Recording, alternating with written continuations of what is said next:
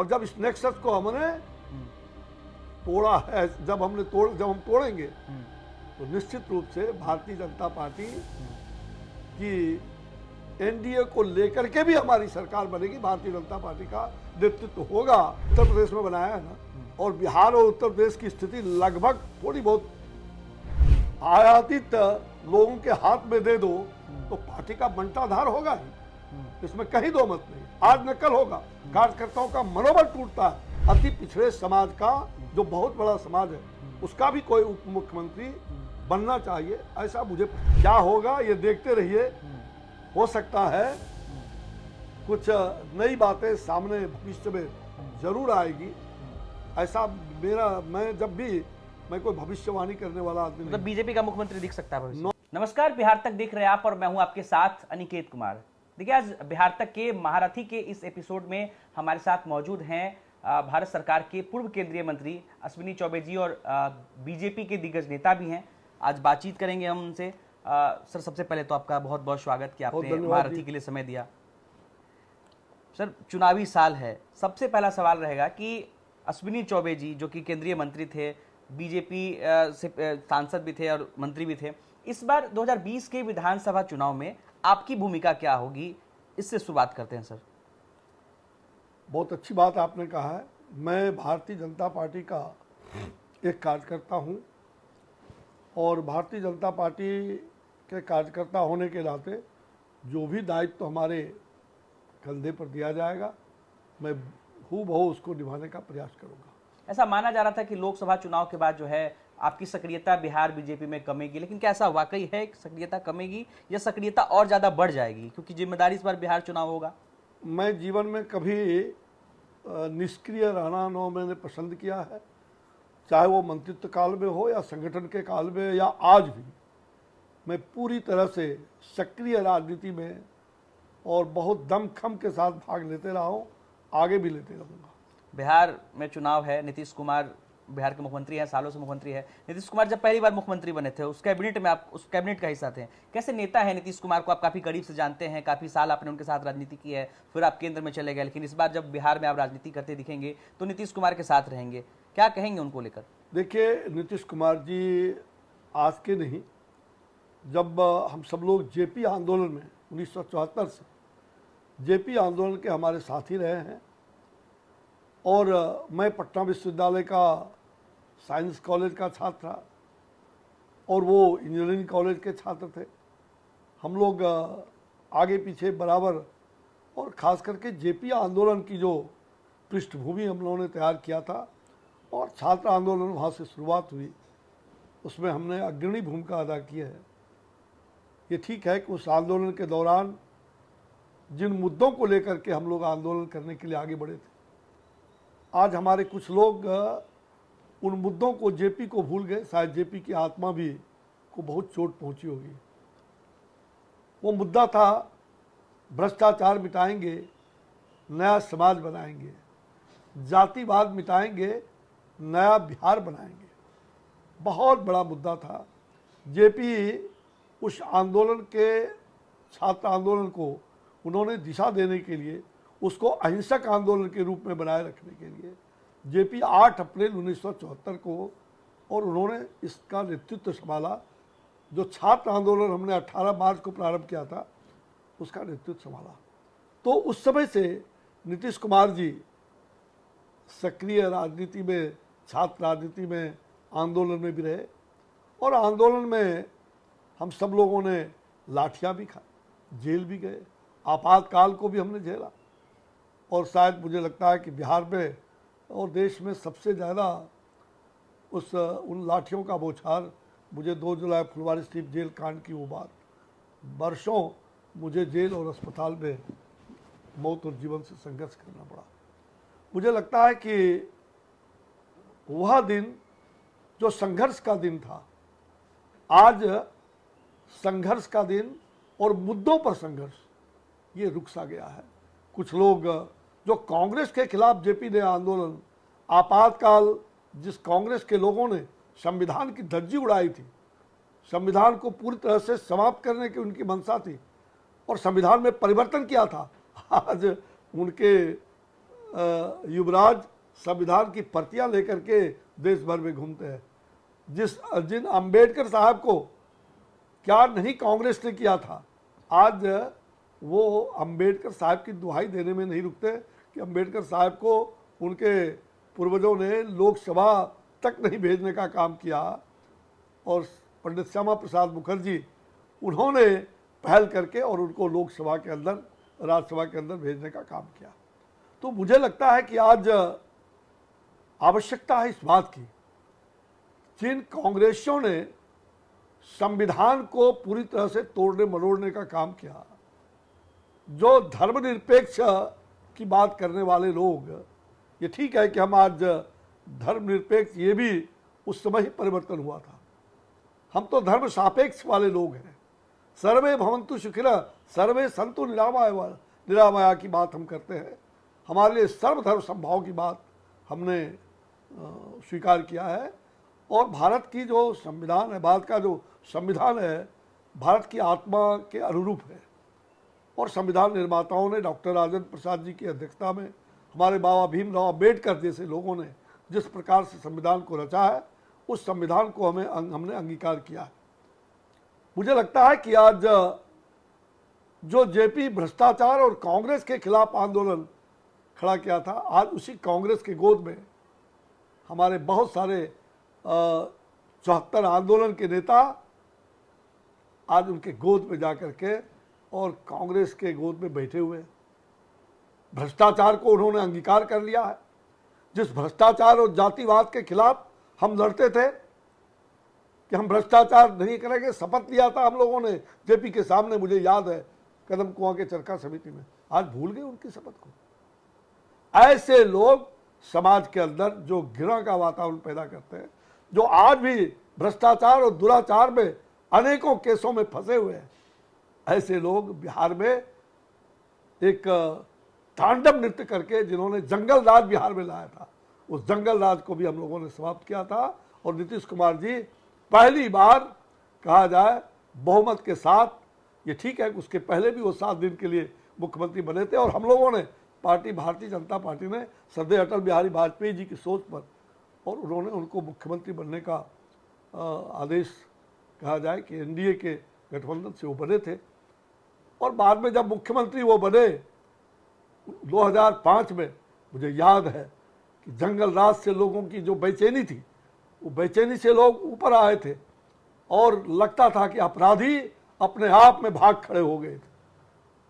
पूरी तरह से जनतंत्र, लोकतंत्र का जो एक सही दृश्य था वो उपस्थापित किया। और 2005 से लेकर के जो 2010 तक का जो सुनहरा अवसर है, 5 साल में जो बिहार का विकास उस समय हुआ, और फिर नेक्स्ट 5 साल में भी हम लोग आए और उस समय भी विकास हुआ। दुर्भाग्य से 2013 में और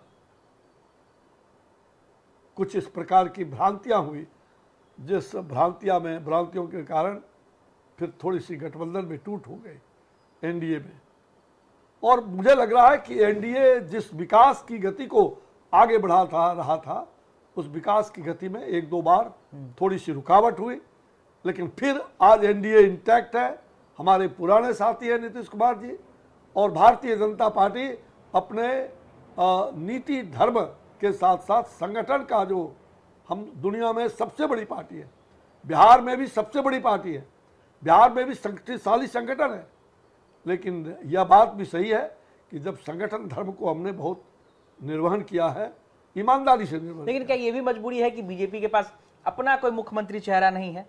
क्या लगता है आपको, बीजेपी में कोई ऐसा नेता है जो मुख्यमंत्री बन सकता है, या फिर ऐसा कोई चेहरा नहीं जिसकी वजह से नीतीश कुमार के गठबंधन की जरूरत है बीजेपी को?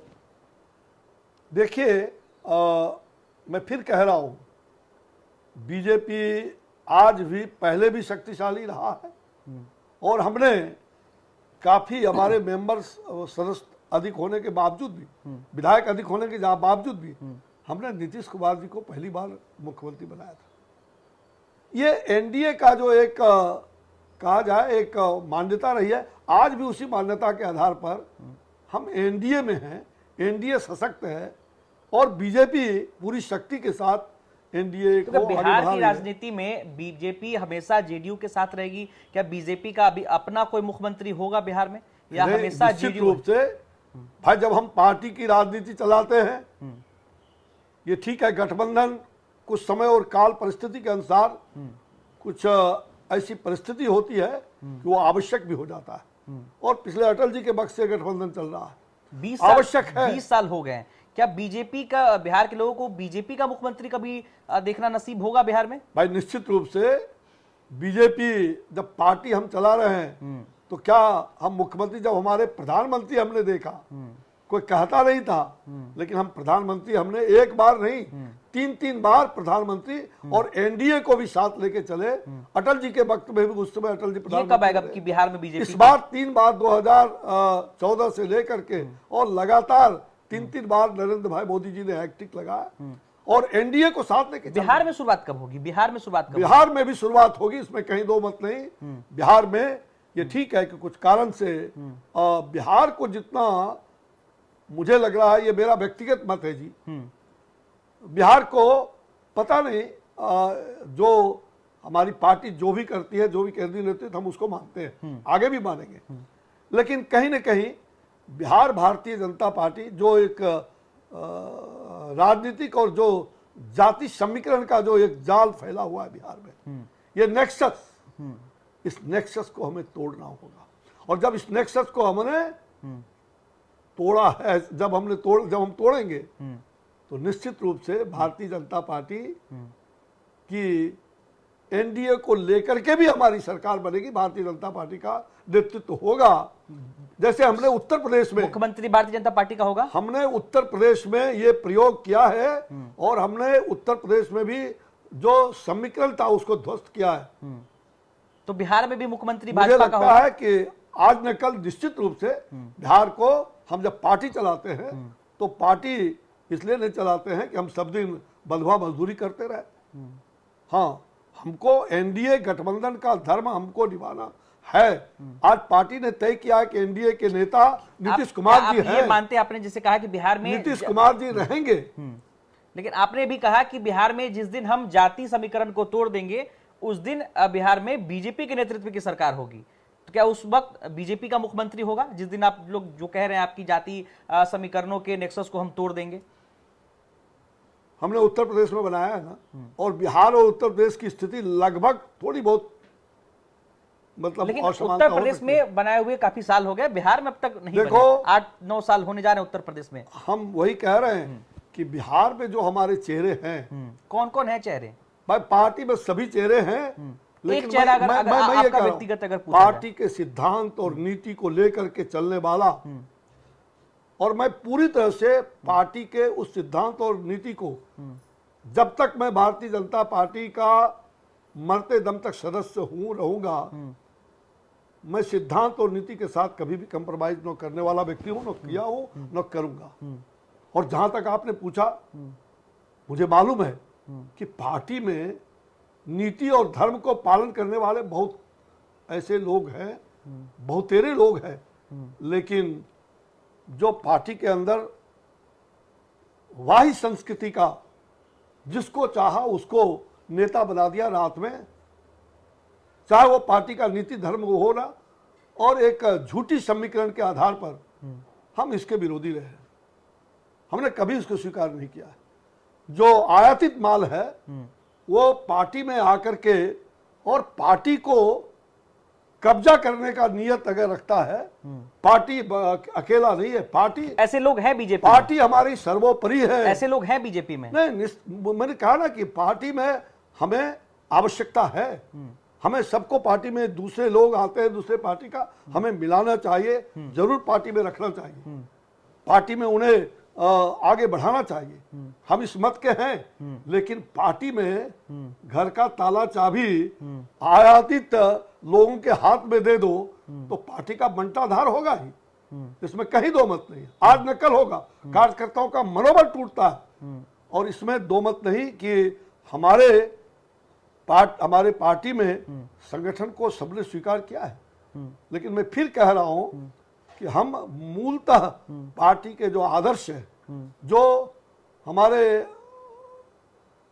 अटल जी के बाद पहले श्रद्धेय अटल बिहारी वाजपेयी जी, जो उन्होंने बहुजन हिताय बहुजन सुखाय की बात कह करके मूल मंत्र था, जो हमारे आदरणीय हमारे श्रद्धेय जिसको एकात्म मानववाद के युद्धस्था कहते हैं पंडित दीनदयाल उपाध्याय जी, उन्होंने अंत्योदय का भी शब्द उन्होंने ही कहा था, अंत्योदय सबसे पहले देश के अंदर। और पंडित दीनदयाल जी उपाध्याय जी वो एकात्म मानववाद के और एक ऐसा मनुष्यत्व हो जिसमें सब प्रकार से समाज, एक ऐसा समाज बने जो सबका विकास हो।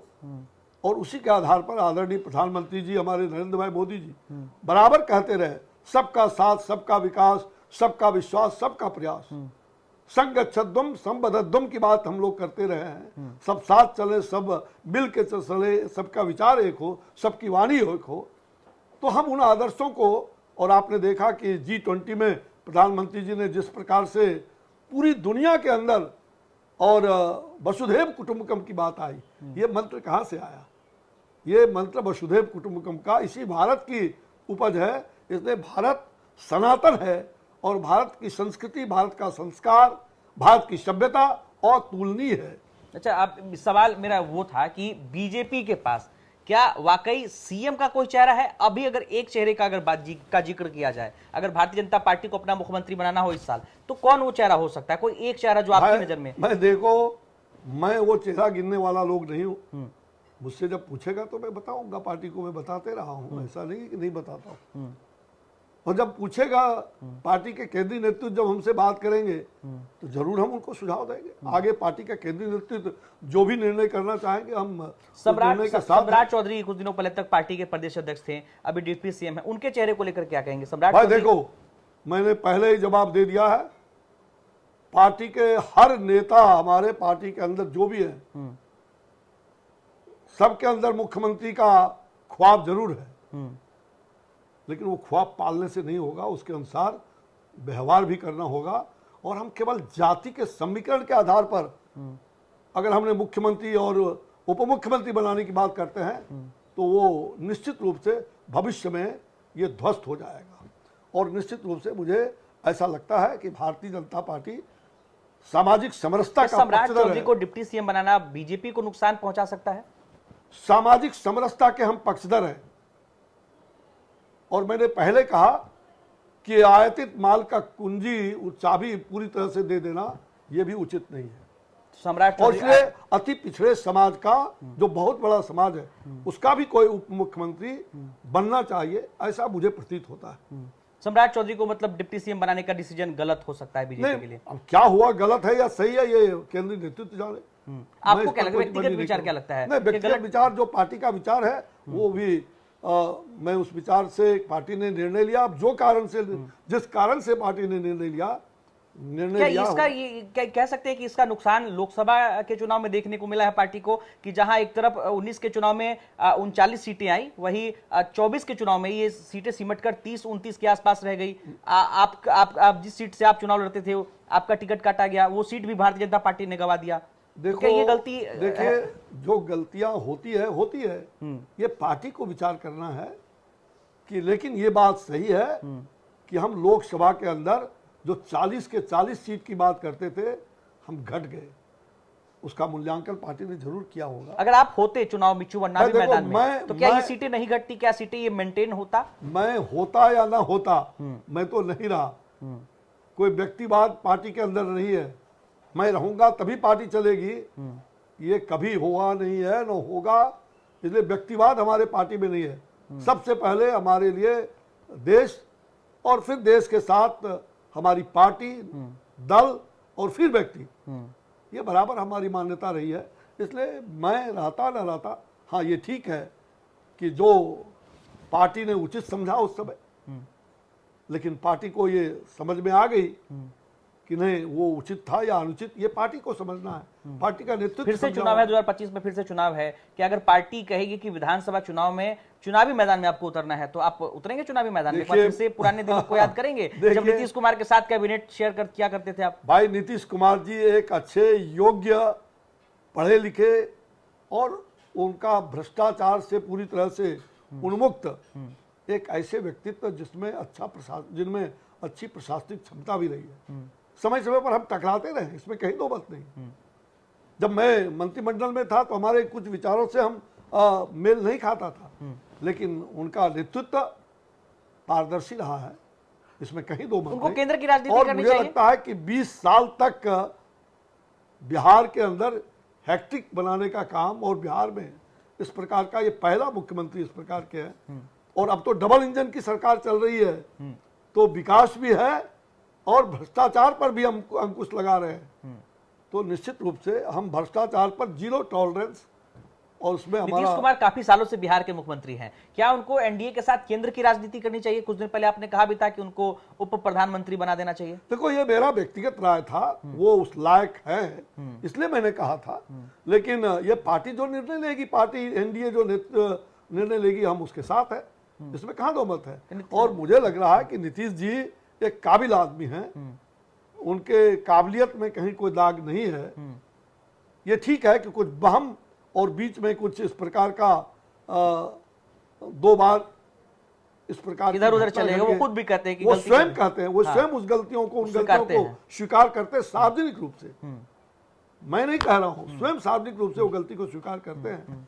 तो जब सार्वजनिक रूप से गलती को स्वीकार करते हैं तो हम मानते हैं कि उनके दिल में वो जो एनडीए के प्रति जो जश्न था, वही जश्न आज भी है। 25 में वो मुख्यमंत्री वही भविष्य रहेंगे? में कभी भी 25 में वो वही मुख्यमंत्री आगे रहेंगे या उनके बीजेपी का साथ नहीं मुख्यमंत्री होगा? जाएंगे, ऐसा उन्होंने वचन दिया है। 25 में मुख्यमंत्री नीतीश कुमार ही रहेंगे या बीजेपी का कोई चेहरा भाई, देखने को मिल पार्टी सकता ने है? तो तय किया है कि नीतीश जी हमारे नेतृत्व करेंगे, और मुझे ऐसा लगता है जब पार्टी ने तय किया तो मैं पार्टी का कार्यकर्ता होने के नाते मैं इसको स्वीकार करना और हमारा कितने साल धर्म इंतजार होगा। करना पड़ेगा बीजेपी के मुख्यमंत्री के लिए, बिहार के लोगों को?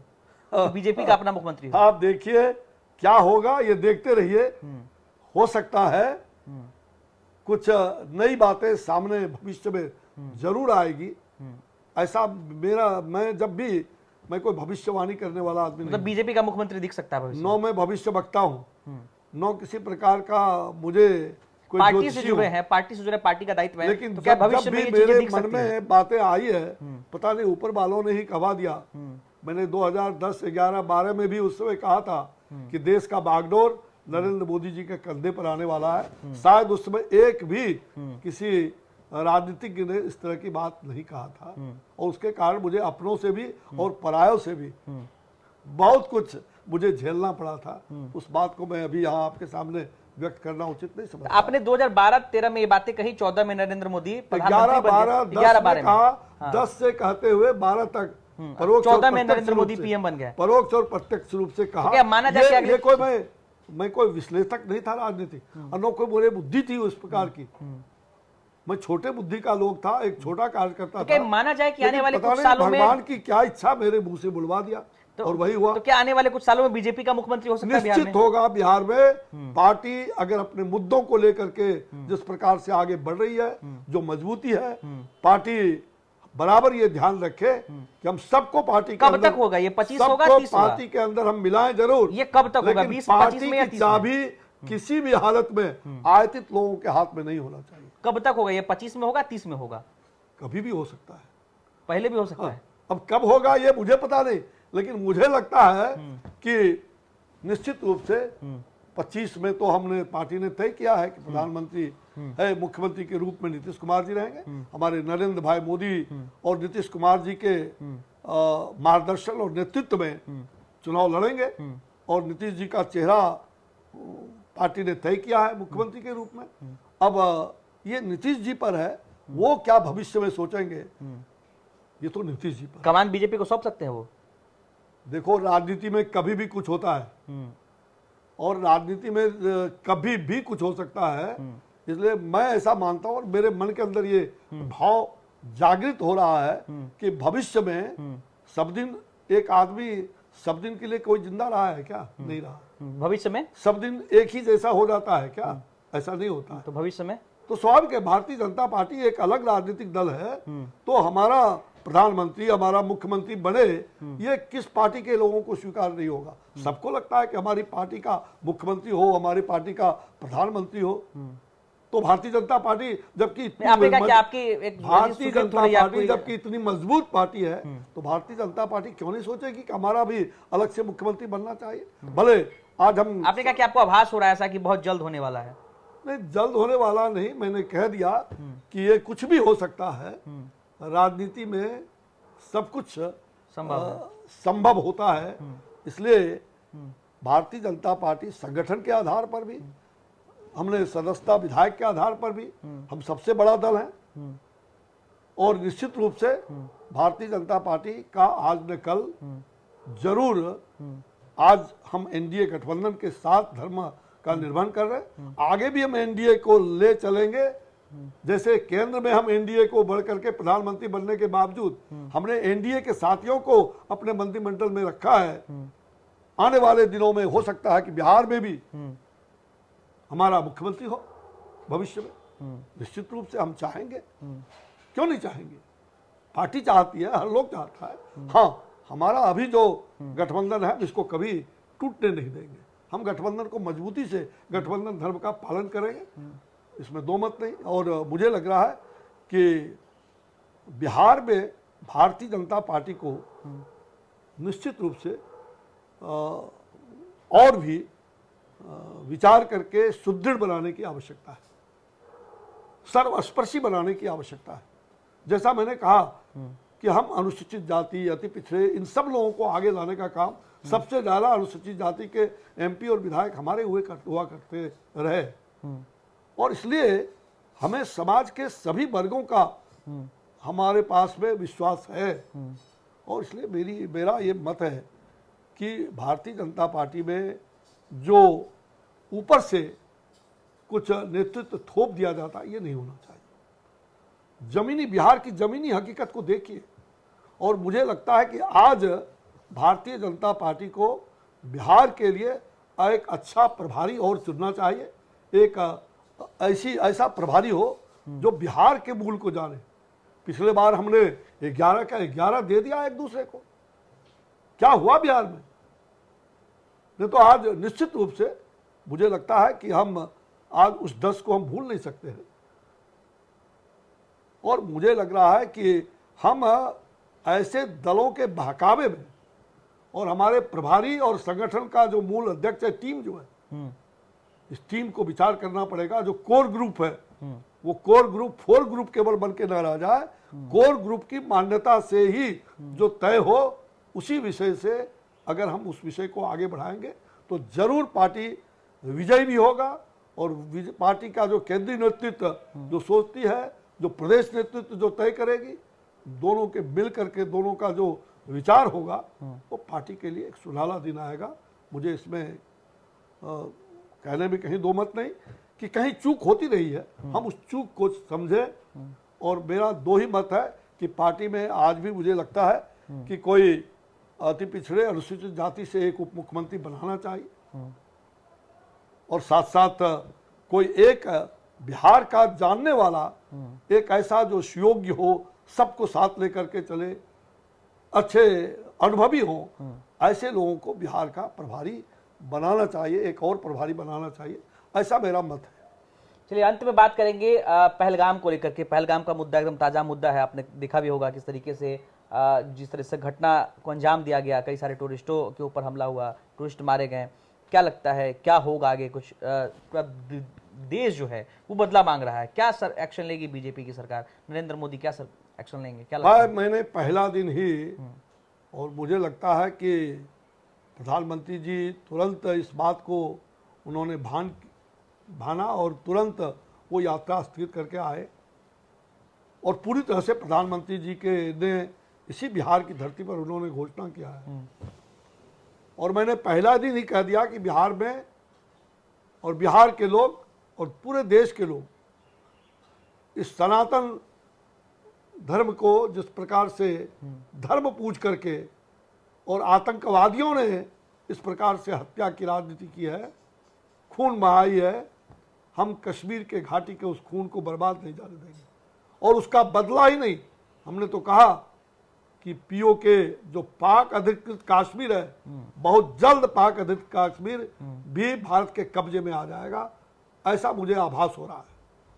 चलिए, तो देखिए आज हमारे साथ कई सारे मुद्दों पर बातचीत करने के लिए पूर्व केंद्रीय मंत्री अश्विनी चौबे जी थे। कई सारे मुद्दों पर बातचीत हुई, बिहार चुनाव से लेकर पहलगाम हमले को लेकर के, बीजेपी से लेकर जेडीयू नीतीश कुमार के मुख्यमंत्री बनने तक को लेकर के कई सारी मुद्दों पर बातचीत हुई, जिसको लेकर के इन्होंने बेबाकी से जवाब दिया है। बने रहे हमारे साथ, मिलते हैं महारथी के अगले एपिसोड में, तब तक के लिए शुक्रिया।